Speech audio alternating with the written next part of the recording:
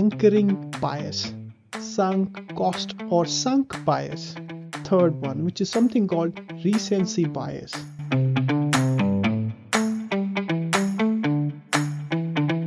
Fourth one, which is called ostrich bias or ostrich effect.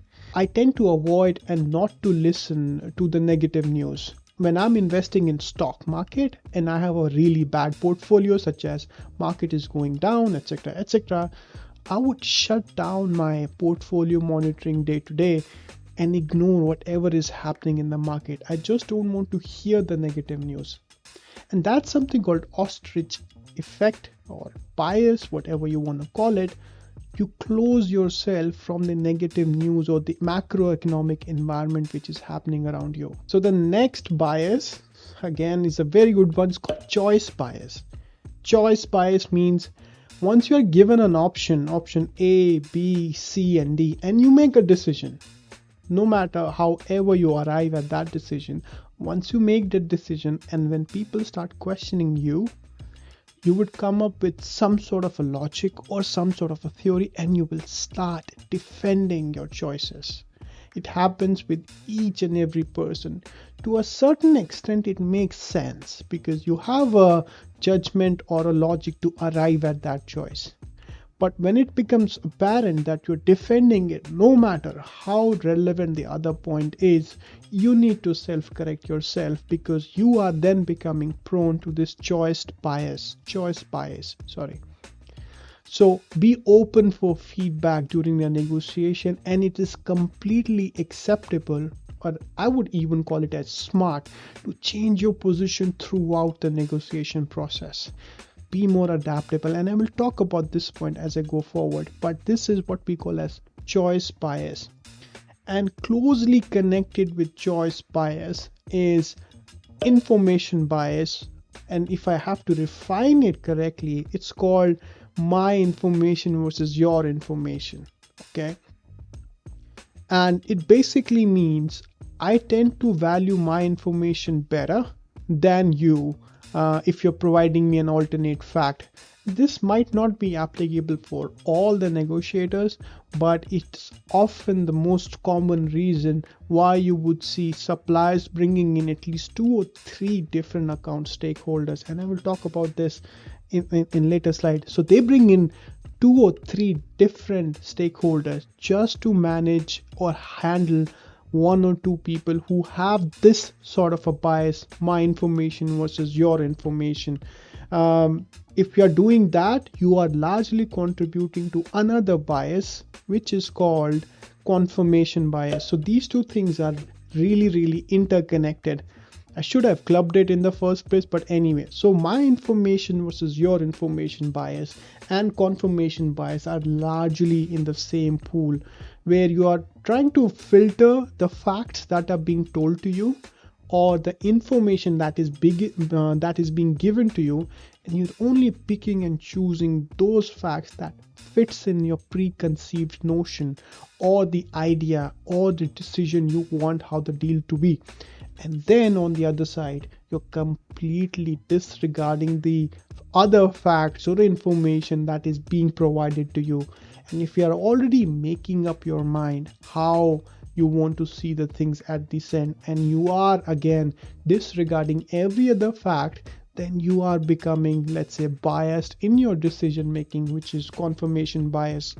So taking a step back again, my information versus your information bias and the confirmation bias are largely connected one and another or related with each other. The next bias is called loss aversion or no negative news bias. This is very profound one because people are more triggered by a loss. They want to avoid a loss than a potential gain. All right, let me give an example.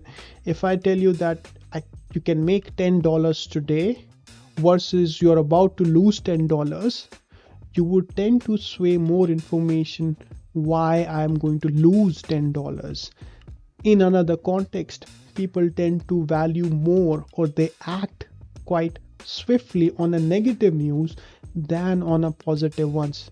To translate that into the bias, if during your decision making, if you are making decisions out of the fear or out of the what we call as fear of missing out, or the loss that you are trying to prevent, the opportunity cost that you are trying to prevent, then you might be getting persuaded by the seller using this loss aversion bias. Second last bias is called placebo effect. In simple terms, it's called speculation. So that means if you are already predicting the outcome of stages, you tend to, in large groups, you tend to justify how correctly you predicted the outcome. Okay, so I always love to work with such people who can foresee, claim to foresee, this will happen in round 1, this will happen in round 2, this will happen in round 3, at the end I will get 30 to 35 discount, it will not be 40, it will not be 50, so on and so forth. They can paint a picture, okay, like a crystal ball gazing. And I love to work with these guys because I'm not monitoring them for the accuracy. I'm monitoring them how committed some people would become to make sure that they get 30 to 35% discount, to make sure they can claim, see how well I know the supplier, how well I can read them. And this is what we call as speculation bias. People would tend to make their predictions right rather than changing their stand and accepting a bigger, much more valuable result. And if you often come to work with such a person, never ever allow that person to be the only person negotiating a single strategic deal.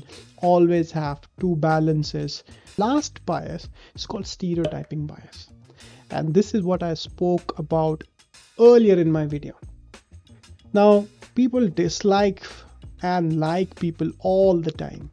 Certain buyers will like certain suppliers, account manager, and would dislike some of the account managers for the same supplier. And if the supplier knows this beforehand, or the buyer rather knows it beforehand, we can actually structure the type of communications we want to have throughout the stages. So I will bring in the person that you dislike in the first round because I know the bias will be too harsh on that key account manager.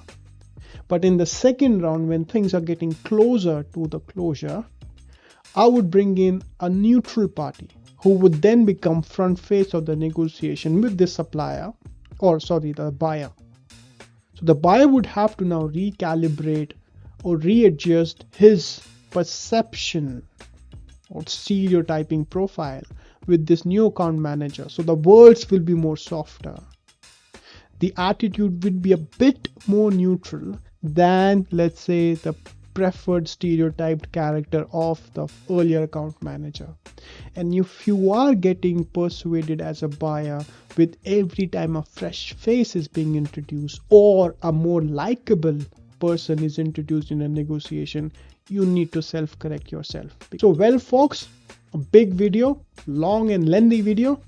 Rewind it back. These are the couple, I think about 10 biases, cognitive biases that are getting used on day-to-day basis in every negotiation.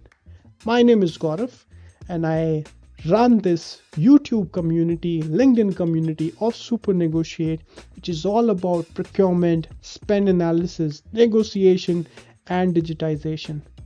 And it's all open source. So come and join me and contribute to the community. Thank you so much. I will come back with my next video. Till then, keep negotiating. Goodbye.